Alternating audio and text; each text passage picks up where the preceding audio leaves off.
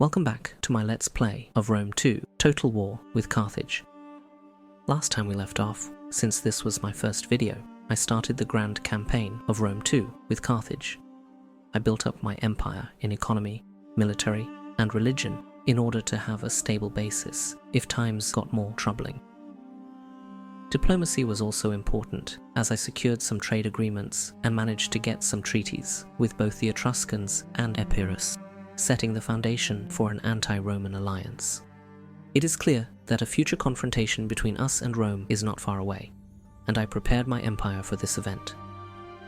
From this episode onward, I will try to pay more attention to the family dynamics and political parties of Carthage, and play with these mechanics as well, as I hope this will make the campaign for you and me more interesting. Well then, let's now dive into the second part of my campaign with Carthage. In 265 BC, it finally happened. Rome declared war on me. It was a bit sooner than I expected, but I didn't feel unprepared. I was a bit worried that the Etruscans wouldn't survive, since the Romans already managed to drive them off the Italian peninsula, but at least they were also sitting on Corsica, so I would be able to reach them easily for support against Rome, especially from my town of Caralis on Sardinia. It was time again to turn to diplomacy to mitigate this still slightly unexpected blow. I tried to ask the Etruscans for a trade agreement, and they countered with offering a military alliance for 100 gold, which I accepted. I tried again asking for trade, but they unfortunately still refused, even for receiving payment of some 100 gold. However, I was luckier with Epirus. I managed to get a trade agreement with them for 500 gold. In order to boost my income from agricultural buildings, I started researching formal government. Seeing as I was building up Carthagensis to be an agricultural province, this made sense to me. I felt Sardinia was more protected than the Etruscans on Corsica, due to my island being more distant from Italy, so I stationed my fleet of some ships there to protect them from a Roman naval invasion from the sea. I also recruited some more ships in the last turns, so I felt okay in doing this. The Etruscans were still important as trading partners and allies, I felt, so I wanted to keep them alive for as long as I could. My client state of New Carthage was doing really well, not only driving the Turdetani away by winning a battle against them, but also sieging their capital. How would this siege end? My army in Lilybaean swelled, which by now had positive effects on public order. It also received a champion for training the soldiers in this army. But then, the Gaetuli declared war on New Carthage, and, as I said in my previous video, I now decided to support my loyal vassal. The Gaetuli immediately went to siege New Carthage's capital of Tingis, but since their army wasn't very big, I hoped the city could fend off the attackers. Not taking too great of a risk, I took my army of 6 units idling in the city of New Carthage and marched them across southern Iberia to Mauritania, in the hopes of reaching Tingis in time before the Gaetuli attacked. On the northern front, on the other hand, it went really well for New Carthage. They managed to take Cartuba, thereby severely defeating the Turdetani, which pleased me. The Turdetani were subsequently on the run, having lost their capital and perished some years later. By now, I finally had enough resources to spare to begin building the library in Carthage. This would boost my research quite a bit. In 261 BC, Rome declared war on Epirus. I hoped that it was a sign of overconfidence by the Romans, attacking too many enemies at once, and that this would make it more difficult for them to defend against Carthage or to attack the Etruscans on Corsica. Having to strengthen my army in Iberia, I started recruiting from my client state, and also mercenaries into Dido's followers. Encouraged by the strength of my army in Sicily, I mustered my courage and went on the offensive against Rome. I marched through Syracuse to raid southern Italy. This got me a hefty penalty in public relations with Syracuse, but since I was on bad terms with them anyway, this didn't matter to me. This action would also probably be quite liked by Epirus and the Etruscans. I also renamed this army to the Spears of Baal Hamon, because I found this more fitting to Carthaginian culture than the previous name, and the army contained a lot of soldiers with spears. New Carthage, meanwhile, managed to get its army south to Tingis, so the Gaetuli left without doing much damage, curiously fleeing to the east. After 2 turns, I reached Cosentia, conquered it, auto-resolving the battle in the process. Our first action of warfare in this campaign.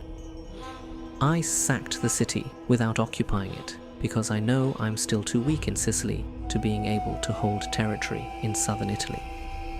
Sacking as Carthage was possible due to the City, Sack and Liberation mod by Dresden, which I use because I like that it gives every faction the same option after conquering a city. It never made sense to me why only some factions should have access to some military or diplomatic actions regarding cities they had conquered. I find the game more flexible and more enjoyable this way, and it's only a very minor mod, as I so far still like to keep my game rather vanilla. It seems to be also very stable, since it's such a small mod that changes almost nothing about the game. The Etruscans finally accepted a trade agreement in exchange for me paying 600 gold. I always like paying my allies money to support them and strengthen them in their wars, so this was fine to me. The Celtici, meanwhile, declared war on New Carthage, so I joined. To be honest, I didn't really know where they were located, somewhere in Iberia I assumed. So our next target of conquest was thus already set. Guess that's more war in Iberia for me. I spotted a Roman fleet in the southern Tyrrhenian Sea, so my fleet returned to Corellis to defend my own city from them. Seeing as I had to build up a capable navy at some point, I built a military wharf in Lilybaean. Since I also wanted to have a base I could recruit units from in Iberia, I built a muster field in New Carthage as well. A brief overview about the political situation in our realm. The Barcid dynasty had an influence of 43%, which was decent. I was still 6 turns protected from a civil war in case of disloyalty among other factions, so there was no urgent need to do something about politics. We want to increase our faction's influence as high as possible, since this will give us more bonuses in our campaign. In 257 BC, Hamilcar finally turned into an adult. Now I could make him a politician, increasing the influence of the Barcids, or I could make him a general, letting him lead armies into battle, and therefore also gain gravitas, therefore make our faction stronger both militarily and politically. But then a medium setback occurred. Epirus lost Apollonia to Sparta. Therefore we in Carthage not only lost access to their trading network, and therefore income, since the trade agreement was cancelled, but also one of my potential allies against Rome was severely weakened by losing their capital. This was a serious setback. Damn it. I wonder what relationship Sparta is going to have with us. My weak military position on Sardinia and Corsica made me slightly nervous, so I also built a muster field on Corellis as well, in order to be able to recruit armies there as well to defend Sardinia and Corsica against Roman naval invasions. I guess I'm building muster fields everywhere. Epirus asked for an alliance with us. I accepted, but they were going to be destroyed soon anyway. A true shame. They were an important factor in my long-term strategy. Meanwhile, the war in northern Africa between New Carthage and the Gaetuli was quite dynamic. The Gaetuli managed to conquer Isle from New Carthage. At least it wasn't my vassal's capital that was lost. Seeing as my vassal could use some support, and I wanted my army in Iberia to gain some experience, I force-marched them through Hispania to northern Africa. On the other hand, the Gaetuli capital of Migdol was conquered by New Carthage. So quite the changing fronts in this war, indeed. I continued my military build-up. The state of Carthage got 4,000 gold through an event for blackmailing a family with problems. So that was a nice additional income. This money was used to recruit more mercenaries in Iberia and build a Holosideros barracks and military wharf in Corellis. For cheaper mercenaries both in recruitment and upkeep, I started researching mercenaries to reduce both values by 15%. Not all went bad on the diplomatic side of things. after losing our friend of Epirus. We managed to get a trade agreement with the Greek city-state of Massilia, therefore replacing our much-needed trade with Epirus. I originally wanted to conquer Massilia in the long term, but I won't refuse an ally or trading partner in southern Gaul. The Etruscans managed to conquer the recently weakened Cosentia, which was nice to see. Hopefully, this would weaken the Romans further. I wanted to diversify the island of Sardinia more, for this island to be more than a military outpost. So I chose to expand the city and construct a new quarter there. At first it was a misclick, since I originally wanted to build a homestead there for additional food production, but I forgot that Carolis was a provincial capital, making the construction of buildings for food production impossible in this city.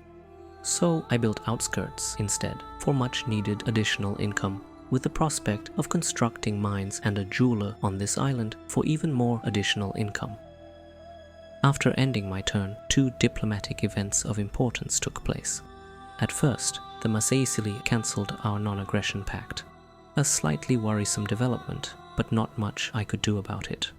I'm glad I built military buildings in Carthage itself, so the capital was able to train capable soldiers on its own, instead of relying on Sicily for military production and protection. However, on the other hand, Massilia, after positive diplomatic relations had been established, now on its own offered a non-aggression pact to me, which I happily accepted. We may have lost our friend Epirus in northwestern Greece, but we got another Greek state on southern Gaul instead. A promising development. When it was my turn again, Hamilcar's brother Mascarada turned into an adult. Now he too could be used on the political landscape of our nation. As expected, Epirus was destroyed. Maybe it wasn't the most clever idea to sign an alliance with them, as it soured my relationships with Sparta and Athens. But, oh well, nothing to be done now. At least they are somewhat far away from my territory. The political situation in northwestern Africa had once again changed, and by now reversed to the one at the start of the war. New Carthage and the Gaetuli once again switched cities and reconquered the 2 cities recently lost to each other. So many men dying for no changes on the map. As you can see, the Masaicili by now had conquered all territories of my former vassal Libya. At least me breaking the alliance gave me more time before serious war on Africa broke out with them, and allowed me to focus my attention on Iberia and Sicily and to build up Carthage's defenses.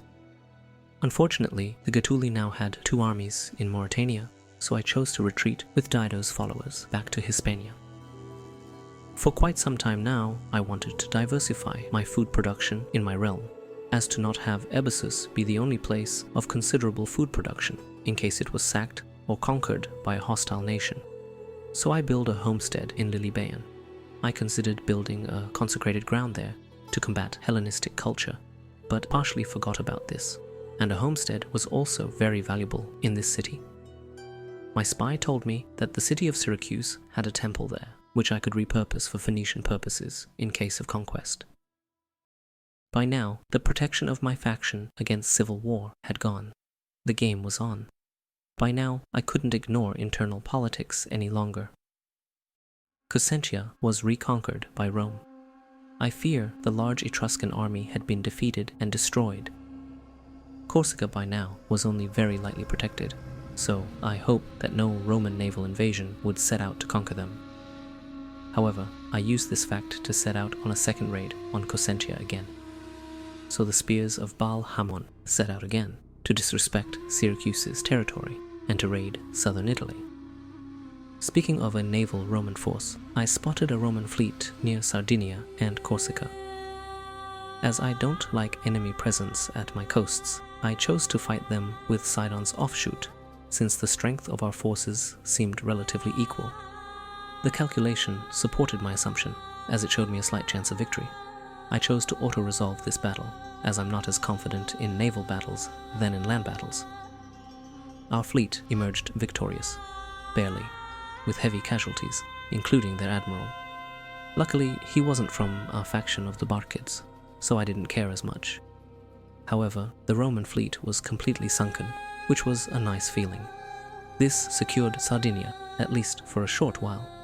Coincidentally, I also managed to fulfill a mission given to me, which was to defeat exactly this Roman fleet.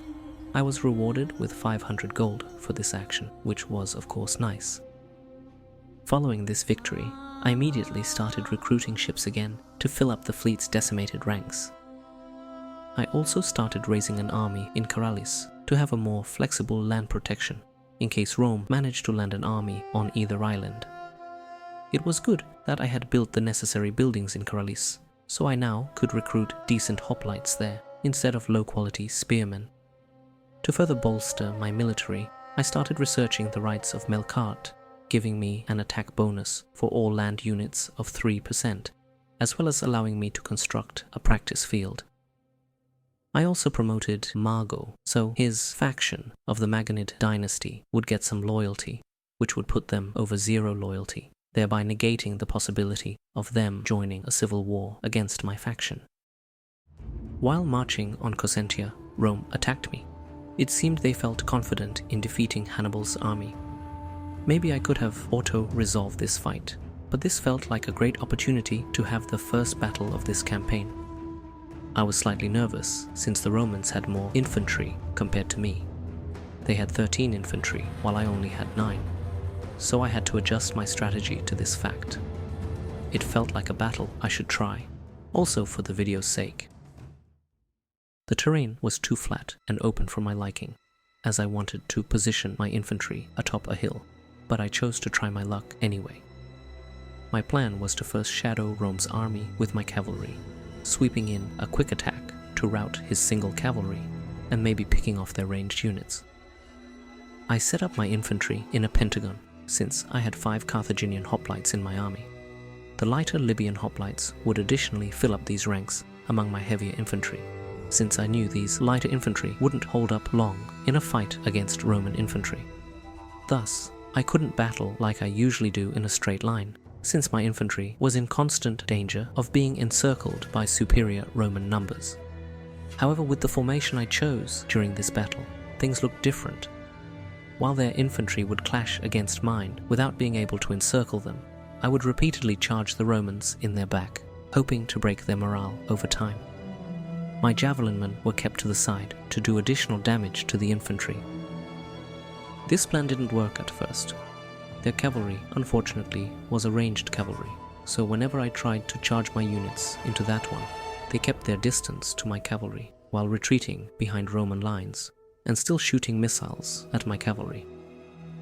I tried 2 or 3 times before giving up my strategy and retreating back to my army, luckily with minor losses to my cavalry.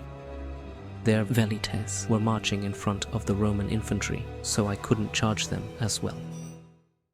However, after the 2 armies finally met, things started to look better for me. Their cavalry and ranged troops finally got further away from their infantry as the latter started to engage against mine. This was my chance. My cavalry finally managed to get behind the enemy lines and charge against the velites. They soon were routed, and my cavalry could focus on the more important and crucial task of this battle, charging the Roman infantry in their backs. As the Roman infantry mostly was engaged to my infantry, my cavalry had much more space to maneuver on the battlefield. After a while, the first Roman infantrymen started to rout, and the pressure on my infantry was slowly but surely lifted. This allowed my rear infantry to leave the pentagon they were still stationed in and now begin to encircle the Roman lines. Thus, the battle slowly began to turn into my favor. At one time, the enemy general somehow managed to get behind my lines, so I charged him with my cavalry. After he died, the battle was decided, with the only remaining thing being defeating the remaining Romans who were still resisting. A well-earned victory, I'd say. It is these moments in Rome, too, which make you feel like an awesome general in antiquity. I pursued the fleeing Romans and ended the battle afterwards. The result of the Battle of Cosentia was devastating for the Romans. Out of 1,040 men fielded, Carthage only lost 340, while the Romans lost 1,284 out of their 1,400 men. I chose to kill the prisoners, as to make Rome regain as little strength as possible after such a battle. The spears of Baal Hamon also got a new army tradition after this hard-fought battle. After this decisive victory, the road to Cosentia was open. I attacked the city with the meager remnants of Legio II Equestris supporting the city garrison. However, they were no match for my army. After auto-resolving the battle, I only lost 171 more men, so this was a very acceptable result. Once again, I sacked Cosentia, which gave me a nice sum of money. After that, the army made its way back home to western Sicily. During the trip back, I hired 2 more units of mercenary Thurius spears to bolster the number of infantry in my army. I had a feeling Syracuse might turn hostile soon, with their large army close to my border, and didn't want to risk being defenseless. Being in forced march certainly didn't help, but at least I was far away from the Romans. With their southernmost province once again raided and their army defeated, it sure was a minor blow to them. With the gathered spoils of war, I built a jeweler in Caralis, which would give me some money. It would also be an opportunity to roleplay, building some mines on Sardinia due to the increased income from mining, so I felt this was fitting.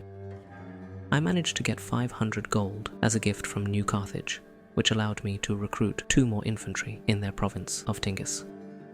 Dido's followers were slowly growing, and I soon hoped to eventually be able to take the fight to Gaetuli lands. Slightly depleted but victorious, the spears of Baal Hamon safely made their way back to Lilybaeon. I by now started researching physical conditioning to increase the morale of my land armies. Well, this was the second part of my Carthage Let's Play. I hoped you liked it, now that it has gotten serious with war having broken out and already waged. We will continue fighting Rome in the next episode. See you next time.